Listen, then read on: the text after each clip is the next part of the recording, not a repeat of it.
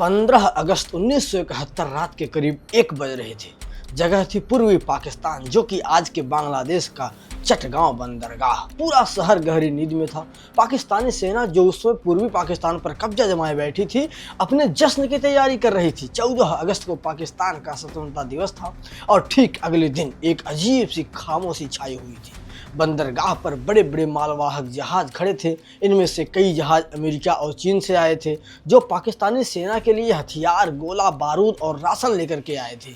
बंदरगाह की सुरक्षा इतनी कड़ी थी कि वहां एक परिंदा भी पर नहीं मार सकता था। सर्च लाइट्स पानी की सतह को चीर रही थी, रडार घूम रहे थे, पहरेदार मशीन गन्स के साथ तैनात थे। तभी एक के बाद एक लगातार धमाके। पानी की सतह अचानक ऊपर उठने लगी। जो जहाज लोहे के बने थे, जिन्हें डुबाना नामुमकिन माना जाता था, वो ताश के पत्तों की तरह बिखरने लगे। MV अल अब्बास जैसा विशाल जहाज, जिसमें हजारों टन विस्फोटक भरा था, बीच से टूट गया। पाकिस्तानी सेना में हड़कंप मच गया। सायरन बजने लगे। हवाई हमला की चिल्लाने की आवाज़ें आने लगी। एंटी एयरक्राफ्ट गन्स ने आसमान की तरफ आग उगलना शुरू कर दिया। उन्हें लगा कि शायद भारतीय वायुसेना ने रात के अंधेरे में हमला कर दिया है, लेकिन आसमान खाली था। ना कोई फाइटर जेट, ना कोई बॉम्बर प्लेन। फिर उन्हें लगा कि शायद भारतीय पनडुब्बियों ने पानी के नीचे से टारपीडो दागे हैं। सोनार चेक किया, लेकिन पानी के नीचे भी कोई पनडुब्बियों नहीं थी। ना आसमान में दुश्मन, ना पानी के नीचे कोई मशीन। फिर यह जहाज डूब कैसे रहे थे?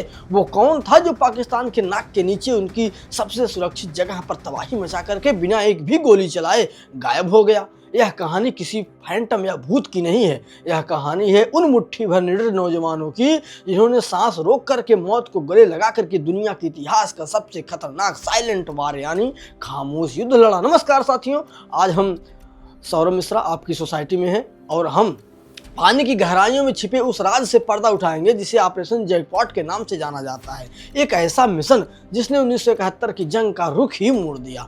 इस घटना की जड़ें उस रात से कुछ महीने पहले मार्च 1971 में गड़ी थी। पाकिस्तान 2 हिस्सों में बटा हुआ था, पश्चिमी पाकिस्तान और पूर्वी पाकिस्तान।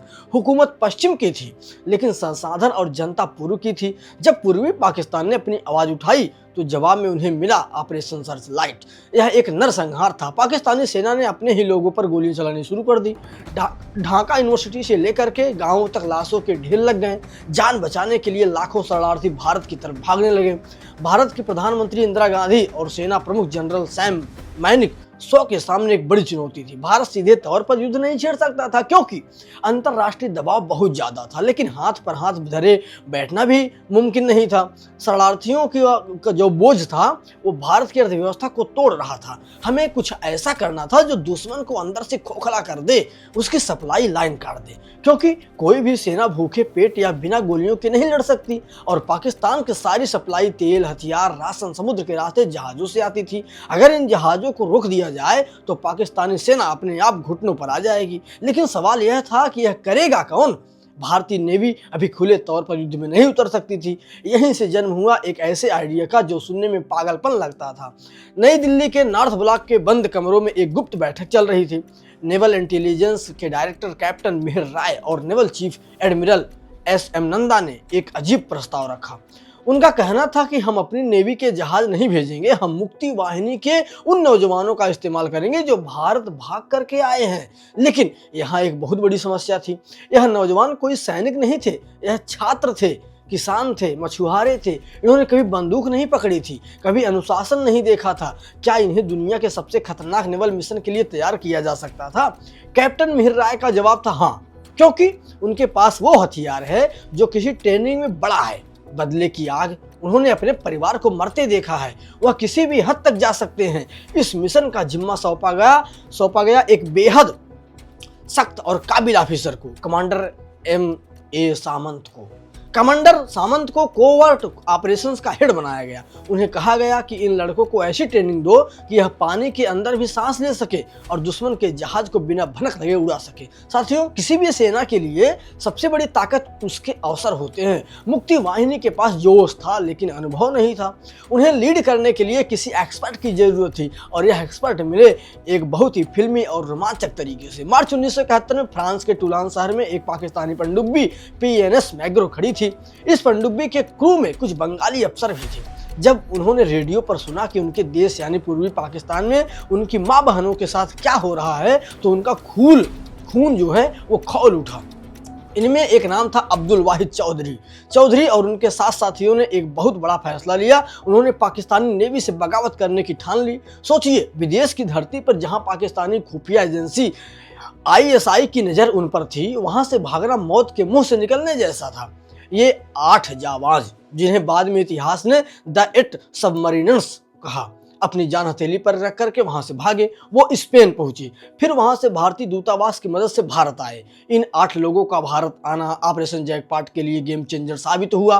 और अब हमारे पास ऐसे ट्रेनर थे जो पाकिस्तानी नेवी की नस नस से वाकिफ थे। मई 1971 पश्चिम बंगाल का मुर्शिदाबाद जिला भागीरथी नदी, वो उसका किनारा था नदी का। यहाँ एक गुप्त ट्रेनिंग कैंप बनाया गया। इस कैंप का नाम रखा गया कैंप प्लासी। इतिहास का पहिया देखिए दोस्तों, 1757 में इसी जगह प्लासी की लड़ाई में नवाब सिराजुद्दौला को धोखे से हराया गया था और भारत ने अपनी आज़ादी खोई थी। और अब 200 साल बाद ठीक उसी जगह पर एक और आज़ादी की लड़ाई की तैयारी हो रही थी। लेकिन इस बार हम किसी को गुलाम बनाने के लिए नहीं, बल्कि किसी को आज़ाद कराने के लिए लड़ रहे थे। कैंप प्लासी में करीब 400 से 500 बंगाली नौजवानों को चुना गया। शर्तें बहुत सख्त थी। तैरना आना चाहिए, सीने में दम होना चाहिए और वापस ना लौटने का डर नहीं होना चाहिए। कमांडर सामंत और उनके साथियों ने इन लड़कों की ट्रेनिंग शुरू कर दी थी। यह कोई आम ट्रेनिंग नहीं थी। इन लड़कों को सिखाया गया कि पानी के अंदर घंटों कैसे रहना है, बिना ऑक्सीजन सिलेंडर के सिर्फ एक पाइप के सहारे कैसे तैरना है, पानी का बहाव, ज्वार भाटा और अंधेरे में दिशा कैसे पहचाननी है। लेकिन सबसे महत्वपूर्ण चीज़ जो उन्हें सिखाई गई वो ये थी कि उनका हथियार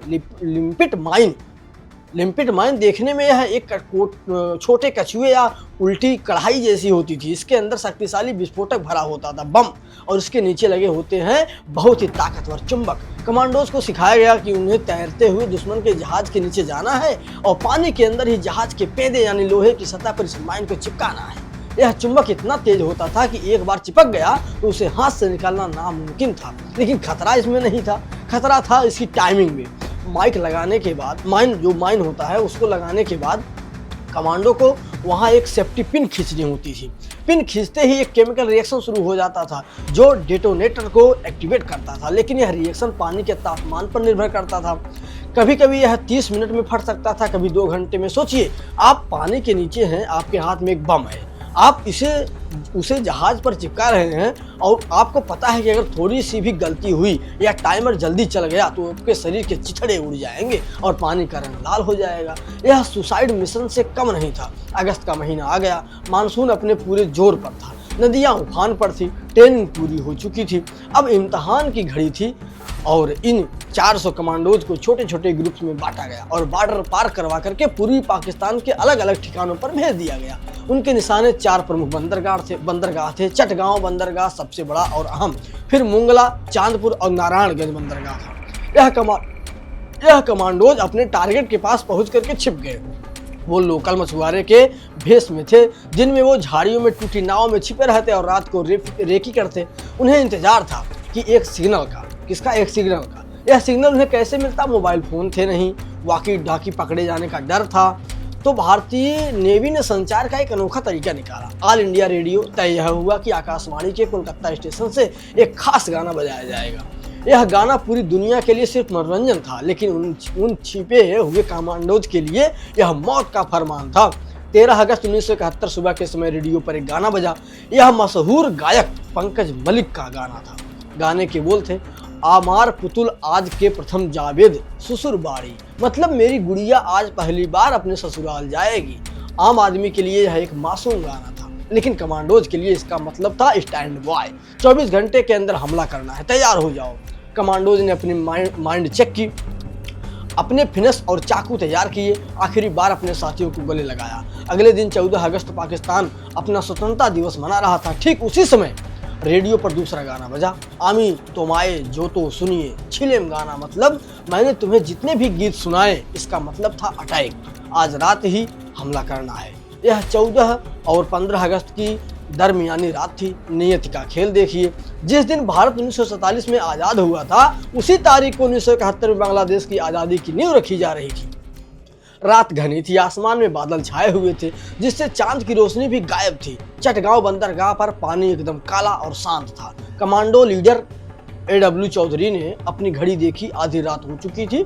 उन्होंने और उनके साथियों ने अपने शरीर पर तेल और ग्रीस लगाया, क्योंकि ताकि पानी उसको क्यों लगाया, ताकि पानी की ठंड से बच सके और अगर कोई पकड़ने की कोशिश करे तो हाथ से फिसल जाए। उन्होंने अपने पैरों में रबर के फिनस पहने, कमर पर गमछा बांधा जिसमें खंजर और सूखा खाना था, और सीने में से बांधी वो मौत की मशीन लिम्पेट माइन। पानी में उतरते ही एक अजीब सा सन्नाटा छा गया। इन कमांडोज को 1 किलोमीटर नहीं बल्कि कई जगह मतलब बहुत ज्यादा मील तक तैरना था, वो भी पानी के ऊपर नहीं, पानी के सतह के ठीक नीचे, सिर्फ एक पतली सी नली के सहारे सांस लेते हुए। सबसे बड़ा खतरा था पाकिस्तानी गश्ती नौकाएं। वो रह रह करके पानी में सर्च लाइट मार रही थी। जैसे ही लाइट आती, कमांडोज पानी के अंदर सांस रोक करके नीचे चले जाते। अगर एक बुलबुला भी ऊपर आता तो ऊपर से गोलियों की बौछार हो सकती थी। उनके दिल की धड़कनें कानों में गूंज रही थी। उन्हें जहाज़ों के प्रोपेलर की आवाज़ें सुनाई दे रही थी। वो जहाज़ों के पास पहुंचे विशालकाय जहाज जो ऊपर से लोहे के पहाड़ जैसे लग रहे थे।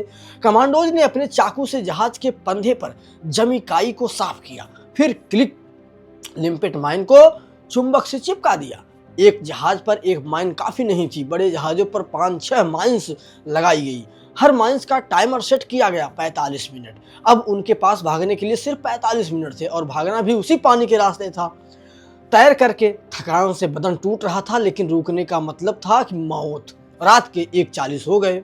कमांडो सुरक्षित दूरी पर पहुंच करके नदी के किनारे की झाड़ियों में छिप गए। वो भीगे हुए थे, कांप रहे थे, लेकिन उनकी नजरें बंदरगाह पर टिकी थी। 1:45 पर पहला धमाका हुआ। बूम! आवाज इतनी तेज थी कि कई किलोमीटर दूर तक खिड़कियां हिल गईं। इससे पहले कि पाकिस्तानी संतरी को समझ पाते, दूसरा धमाका हुआ। बूम! तीसरा, चौथा, पांचवा। अगले 30 मिनट तक चटगांव, मुंगला, चांदपुर और नारायणगंज के बंदरगाह धमाकों से गूंज रहे थे। जो जहाज कल तक पाकिस्तान का गुरूर थे, अब जलती हुई मसाल बनकर के पानी में डूब रहे थे। MV El Abbas, MV Orient बार्च सब के सब तबाह हो गए। पानी में तेल फैल गया और उसमें आग लग गई। ऐसा लग रहा था जैसे नदी में आग बह रही है। पाकिस्तानी फौज पगला गई थी। वो अंधेरे में हर तरफ गोलियां चला रहे थे। उन्हें समझ ही नहीं आ रहा था कि दुश्मन कहाँ है। वो पानी में गोलियां मार रहे थे, हवा में मार रहे थे, लेकिन हमारे कमांडोज वो तो अपना काम करके उस धुएं और अंधेरे का फायदा उठा करके गायब हो चुके थे। उस एक रात में, सिर्फ एक रात में लगभग 45 बड़े और छोटे जहाज डुबो दिए गए या बेकार कर दिए गए। तकरीबन 1 लाख टन का सामान पानी में समा गया। यह द्वितीय विश्व युद्ध के बाद दुनिया का सबसे बड़ा और सफल नेवल सेबोटाज ऑपरेशन था। सुबह होते होते दुनिया भर की हेडलाइंस बदल चुकी थी। BBC, वॉइस ऑफ अमेरिका, सब जगह यही खबर थी कि पूर्वी पाकिस्तान के बंदरगाह तबाह हो गए। बंगाली बागियों का घातक हमला हुआ है। इस हमले का असर सिर्फ जहाजों के डूबने तक सीमित नहीं था, इसका असर बहुत गहरा था। सप्लाई लाइन का खात्मा। पाकिस्तान अब अपने सैनिकों को रसद और हथियार नहीं भेज रहा था। चटगांव बंदरगाह इतना जाम हो गया कि वहां कोई नया जहाज। मनोवैज्ञानिक हार। पाकिस्तानी सेना जो युद्ध को अजय समझती थी, वो डर गई। उन्हें ये लगने लगा कि मुक्ति वाहिनी कहीं भी हो सकती है। पानी में, जमीन पर, हवा में उनका मनोबल टूट गया। दुनिया को पता चल गया कि यह सिर्फ कुछ दंगाइयों का काम नहीं, बल्कि एक संगठित युद्ध है। इस ऑपरेशन ने यह साबित कर दिया कि साधारण लोग अगर ठान ले तो दुनिया की किसी भी ताकतवर फौज को धूल चटा सकते हैं। दिसंबर 1971 में जब असली युद्ध शुरू हुआ तो पाकिस्तानी सेना पहले से ही हताश और कमजोर हो चुकी थी। ऑपरेशन जैकपॉट ने उनकी रीढ़ की हड्डी पहले ही तोड़ दी थी। 16 दिसंबर 1971 को जब जनरल नियाजी ने 93,000 सैनिकों के साथ सरेंडर किया तो उस जीत की नींव उन गोताखोरों ने ही रखी थी। आज बांग्लादेश की नेवी का जन्म इन्हीं वीरों से माना जाता है। लेकिन दुख की बात यह है कि इतिहास की किताबों में अक्सर बड़े जनरलों और नेताओं का नाम होता है। वो लड़के जिन्होंने अपने शरीर पर ग्रीस पोता था, जिन्होंने मौत के अंधेरे में पानी में छलांग लगाई थी, उनमें से कितनों के नाम जानते हैं? कैप्टन MN सामंत, कैप्टन मिहिर राय और वो 8 बागी सबमरीनर्स और वो 500 से ज़्यादा अज्ञात नायक। यह वो लोग थे जिन्होंने बिना वर्दी के, बिना मेडल की चाह के एक देश का नक्शा बदल दिया। इसे कहते हैं द साइलेंट वार। एक ऐसी जंग जहां शोर सिर्फ धमाकों का था, लेकिन वीरता खामोश थी। आपको क्या लगता है साथियों, क्या इतिहास में ऐसे और भी साइलेंट ऑपरेशन हैं जिनके बारे में हमें नहीं पता है? और अगर आप उस रात उन कमांडोज की जगह होते तो क्या आप इतना बड़ा जोखिम उठा पाते? अपने जवाब और राय नीचे कमेंट्स में जरूर लिखें। अगर आपको यह अनकही कहानी पसंद आई तो इस वीडियो को लाइक करें और अपने दोस्तों के साथ शेयर करें। और हाँ, ऐसे ही रोकटी खड़े कर देने वाली सच्ची कहानियों के लिए हमारे चैनल आपकी सोसाइटी को सब्सक्राइब करना ना भूलिए। साथियों, मैं हूं सौरभ मिश्रा और आप हैं आपकी सोसाइटी में। मैं फिर मिलूंगा आपसे अगले वीडियो में एक और रहस्य और एक सच के साथ। तब तक के लिए जय हिंद, जय भारत।